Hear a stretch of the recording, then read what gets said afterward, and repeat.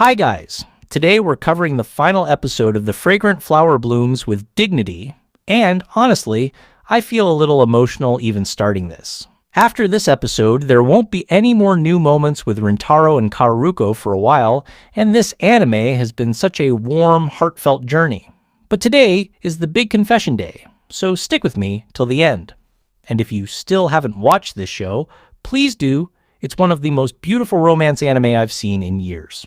Alright, let's get straight into episode 13, titled Kaoruko and Rintaro. The title itself feels poetic because the very first episode was Rintaro and Kaoruko, and now the names are reversed, almost like this episode is Kaoruko's turn to fully express herself and close the circle on their story.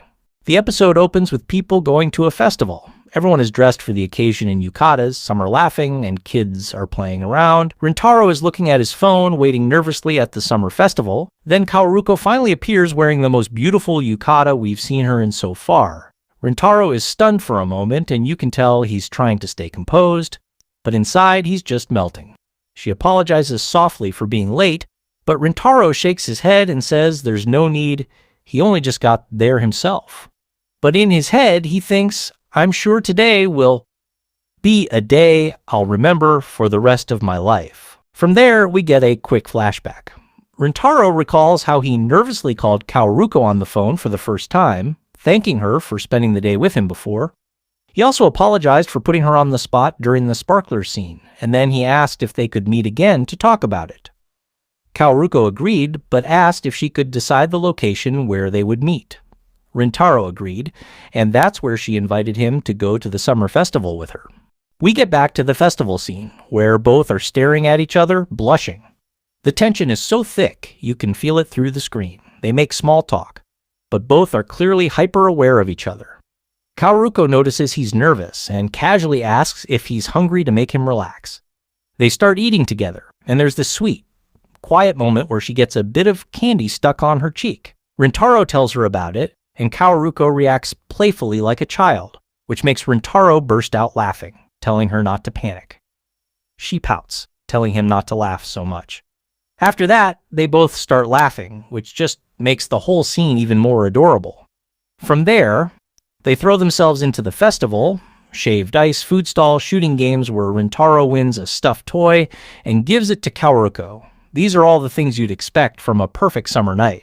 There's even a short montage of them just having fun, smiling, laughing, living in that moment together. By the end of it, Kaoruko admits she is full now. Rintaro too says he ate a ton, and Kaoruko suggests they sit and rest. Then, they find a quiet spot under the lanterns and sit side by side. The night is buzzing with distant festival sounds, where they sit drinking some drink. Then, like a gentleman, Rintaro asks Kaoruko, "Are your feet hurting?" While replying to him, Kaoruko and Rintaro's face come close to each other, which makes them blush hard. The silence between them feels heavy, where Rintaro recalls that the festival is a lot of fun because Kaoruko made it so. And, inside, Rintaro is deciding, I can't just let the night end like this. She made time just for me. I have to tell her. And then, after what feels like forever, he finally calls her name.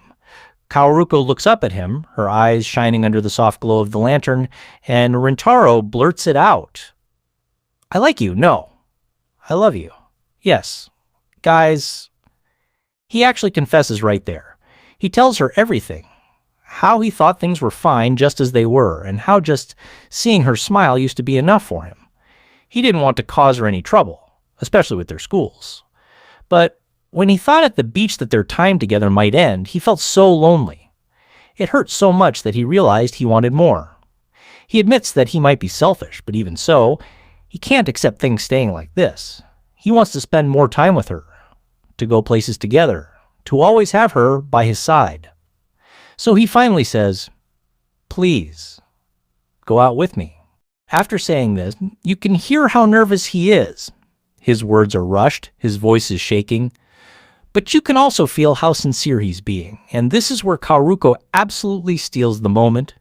She smiles softly, her eyes almost teary, and says, "You're not being selfish, Rintaro." Then she asks him if he remembers the first day they met. Rintaro nods, saying he remembers seeing her at the cake shop. But Kaoruko shakes her head and says, "Actually, the day you're thinking of, it's not the day I'm talking about. We had talked already before that day." Then we get her entire perspective, a flashback that replays some of the earliest episodes from Kaoruko's point of view. She tells him he saved her. The reason she started going to the cake shop so much was because of Rintaro.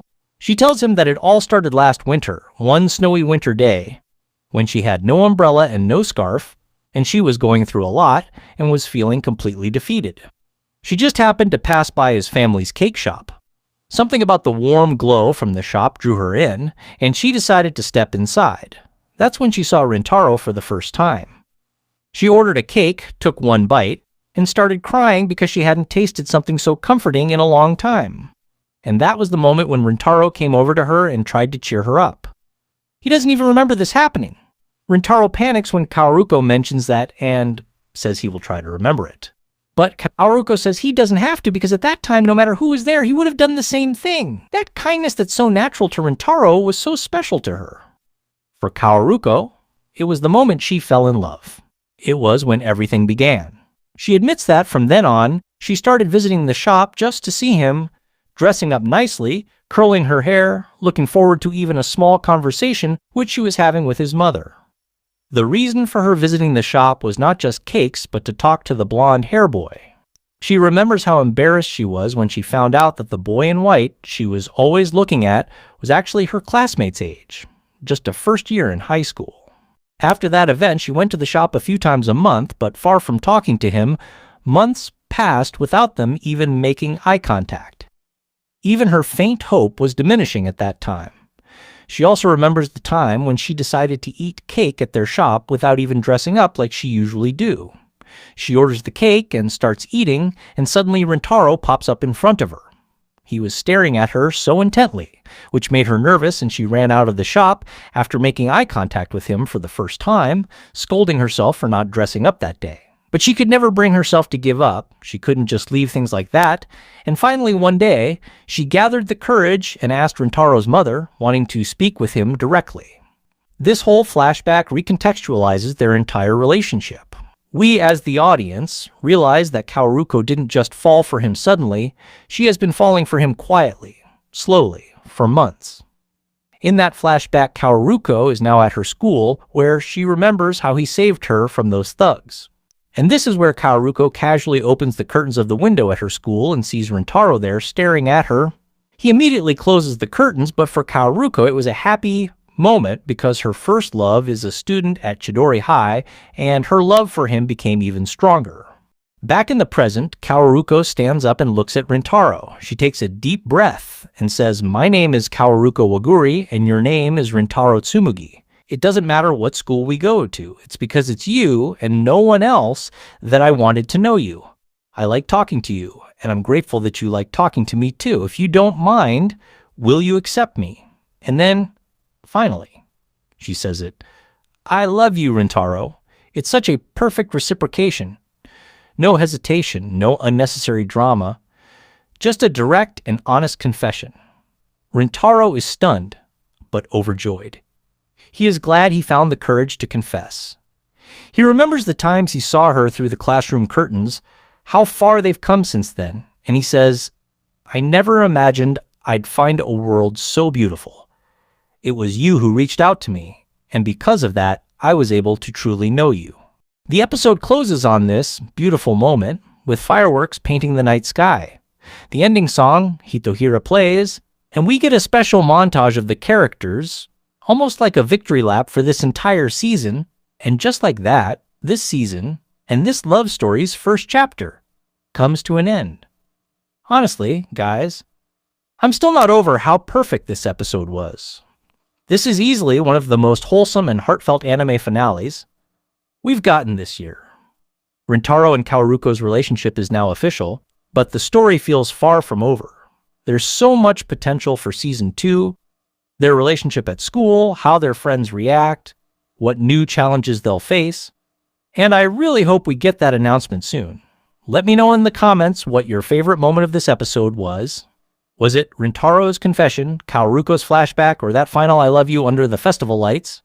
And if you enjoyed this video, don't forget to like it, subscribe to the channel, and hit that bell icon so you don't miss when we cover the next season, because when season 2 drops, you know we'll be right here breaking it down.